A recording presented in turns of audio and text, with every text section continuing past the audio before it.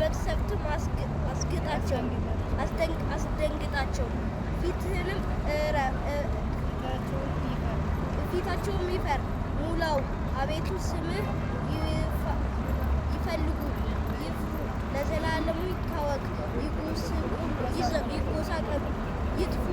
ስምህንም በእግዚአብሔር እንደሆነ በምድር ሁሉ ላይ አንተ ብቻ ልዑል እንደሆንክ ይወቁ ይላል። አሜን።